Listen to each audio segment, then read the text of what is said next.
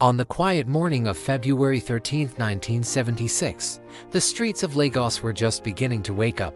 Traders were setting up their stalls, workers were heading to their offices, and traffic was slowly filling the roads of the bustling city. But within minutes, something would happen that would shake the entire nation of Nigeria to its core. That morning, the head of state, General Murtala Ramat Muhammed, was on his way to work. And like many world leaders who traveled with heavy security and armored convoys, Murtala was known for doing things differently. He believed leaders should remain close to the people. So on that day, he traveled in a modest black Mercedes car with only a small security escort.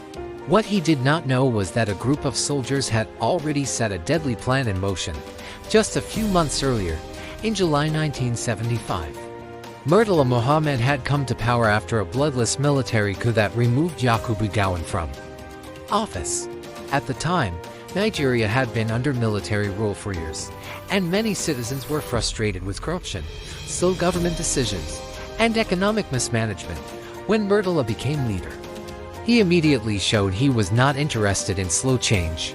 He moved fast. Within weeks, he announced massive reforms in the civil service. Thousands of corrupt or inefficient officials were dismissed.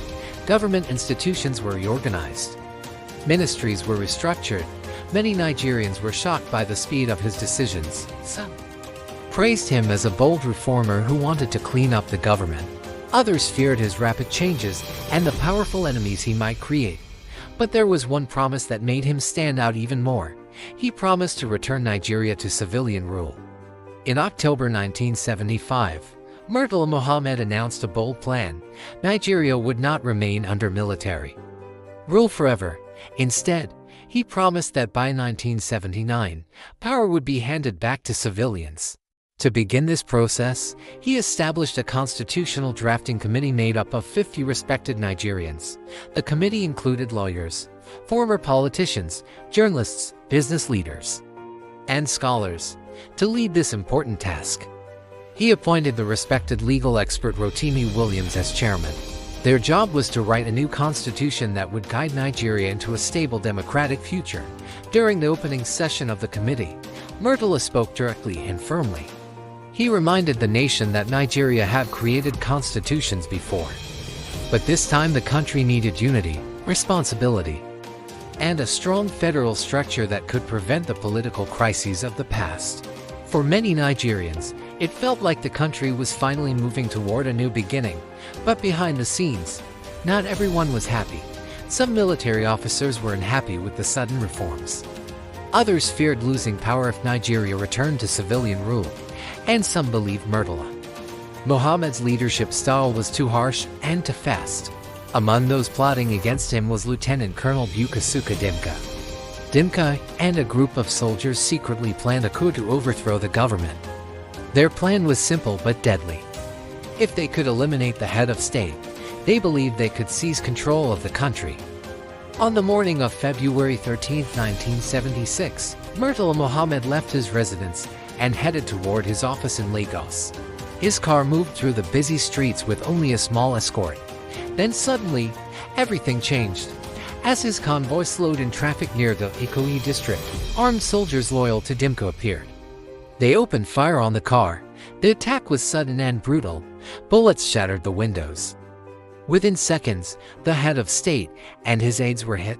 Murtala Muhammed was killed instantly. The news spread across Lagos like wildfire. Nigeria's leader was dead.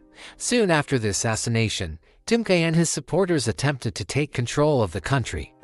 They broadcast messages on the radio announcing that the government had been overthrown. But the coup did not go as planned. Many senior military officers refused to support the plot. Loyal troops quickly mobilized to stop the rebellion. Within hours, the coup began to collapse. The attempted takeover failed, and the conspirators went into hiding. Eventually, Dimka was captured, tried, and executed. Across Nigeria, people reacted with shock and grief.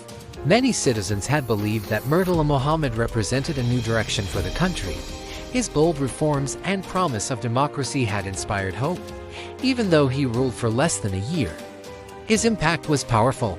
After his death, leadership passed to his deputy, Olusegun Obasanjo. Obasanjo decided to continue the transition plan that Murtala had started. True to that promise, Nigeria eventually returned to civilian rule in 1979. Today, decades later, Murtala Muhammed is still remembered as one of Nigeria's most decisive leaders. His brief time in power showed how quickly a determined leader could attempt to reshape a nation. His assassination remains one of the most dramatic and tragic moments in Nigerian history. And every year on February 13th, many Nigerians remember the man who promised to lead their country toward democracy but whose journey was cut short far too soon. Thanks for watching. If you found this story insightful, please like this video and subscribe for more content about pivotal moments in history.